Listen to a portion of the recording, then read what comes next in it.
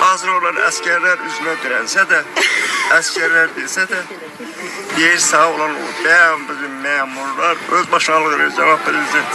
Ama diye sağ olan olur. Sen şikayetini geri götürmesen, senin oğluna şahitli vermişim. Ben sana oğul vermişim. Oğlumu ver, oğlumu istiyorum. Ben oğlumu istiyorum. Ben adresa istemiyorum. Ben oğlumu böyle yaratacağım için ben sana verime parıldı biraz ama benim oğlumu eğer ben öldürsem beni birbirine yandırmazdı. Öz benim. Ben ona ömür istiyorum. Ömür hapis. Danışsın. Sana ben tekrar sesini Bir iki günde benim oğlumun mezarı yok be. Niye? Ancak haksızlıktı bu. Ben özümü üniversitenin takdim edemedim. Halihazırda Cenab Prezident.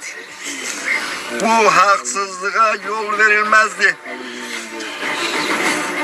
Peki çekildi. Şimdi ben kimim? Şahit ailesine ölmezsizlik sayıla yazılır. Ölmezsizlik eləyirlər diye sana olan olur. Birinci Qarabağ müharibəsinin şəhid evladı. Ben xahiş ederim bu işe dəqiq baxılsın. Dəqiq.